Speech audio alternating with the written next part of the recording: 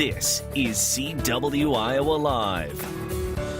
Good morning, everyone. It's 9:46. Welcome back to the program. Lou and Jackie here with our good friend Rebecca Herold. We know her as the privacy professor, trying to keep you safe when you are online or using anything communication device-wise. And we've been giving you a lot of warnings about what you should and shouldn't do to protect your privacy. And there's a perfect example of something that is going on. It's all over the news right now, Rebecca. Yes.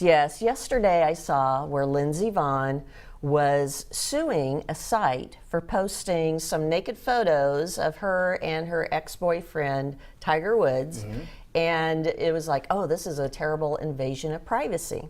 And so she's claiming that they hacked into her phone to get them. Now, she broke up with him in 2015. So these are photos from a long time ago, but here's the thing.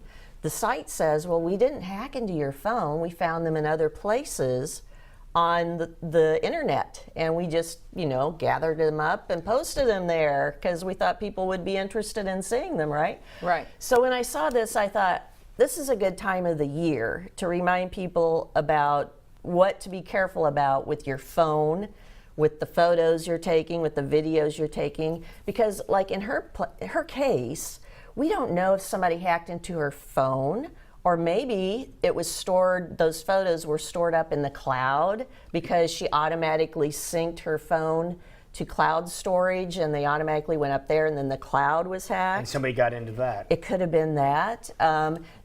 It's hard to tell. So, from her case, people are looking at it and saying, well, is it hacking a crime? Isn't that, something that's a federal crime? Well, yes, it is. But you have to prove that it's a federal crime. So she's looking at it from a civil suit point of view, meaning, invasion of privacy. Invasion of privacy. But with invasion of privacy, to win a civil suit, historically, you have to prove that you've experienced harm of some type as a result. Now, it could be a copyright issue too, because this is something a lot of people don't realize.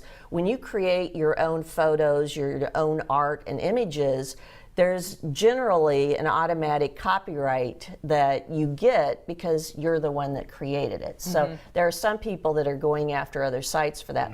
But what I wanted to emphasize today is the fact that now that you're going back to school, we got high school started and elementary school started, kids have gone off to college. My youngest son just started Iowa State University, go ISU. And you need to be careful because you're in an atmosphere now. Everybody's taking photos, everybody's taking videos. Sometimes you might be pressured to do things that you really shouldn't do. You don't want to capture explicit photos or videos of yourself and then find out they've been shared all over the internet. Now, speaking of being shared all over the internet, we're talking about maybe Lindsay's pictures were in the cloud. Somebody got into that. Now, a lot of times when people break into things like that, it's because the security in the first place was easy to manipulate and easy to maneuver through.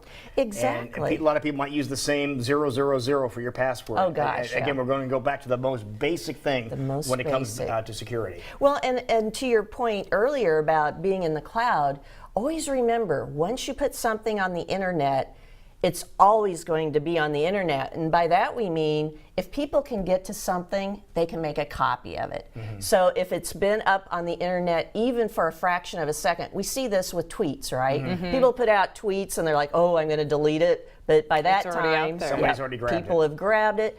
The same way with photos and videos. So be careful. Be careful. So I want to emphasize, if you're doing things with your smartphone, if you're taking photos and videos that you don't want anybody else to see, or that would cause you maybe embarrassment or financial harm because it might prevent you from getting a job, don't put it on the internet. Period. Don't put it on the internet, period. I mean, why do you need to? Exactly. No, so that's a very, very valid point. So keep yourself safe. But we want to make sure before we run out of time, we talk about a credit card deal that now is starting to raise its ugly head. Yeah, so back in the beginning of June, Sears and Kmart announced that they had a point-of-sale incident, point-of-sale machines. So they had a type of malware that had not yet been discovered yet, so they weren't protected against it. Those are typically called zero-day types of threats, meaning, your anti-malware can't protect against it. So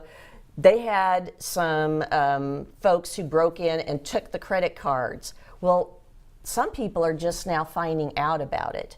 So I want to recommend for your folks who have credit cards to set up some sort of an alert, an online search alert. Like for you folks, I've set up Giga alerts so that if I do find things that mention you or you, I'll get an alert and I'll pass it on to you if it looks like something you do. I recommend that for your credit cards, you do the same thing, because if your credit card has been stolen, you may not hear about it for 3 or 4 months, because the laws are very unique to each state with regard to breach notices. And also, a lot of times the organizations that get breached, they do a lot of forensics just to verify for sure that it was a breach. So that could take weeks as well. So if you want to find out if your credit card has been breached more quickly than waiting to get that notice about it, I would say go out and set alert on, your Google search, your Bing search, whatever your favorite search is. Or again, I like the Giga alert because I think they get into the deeper. What's the website for the Giga alert? I have it Google bookmarked. Giggle alert. Google Giggle alert. Okay. Yeah, You can do that. That's a the tongue easiest way. twister. That's the easiest way for people to remember. Yeah, or they can send me a question, because I'm very happy to send them a bunch of sites they can check for that. And there's where you can find information about Rebecca right there. Tell us about that. Yes, this is my business website, but you do see the question mark at the bottom. So if you do have any questions, either about your personal privacy and security, or if you're a business, I'm happy to help you there. We have some great things coming out soon.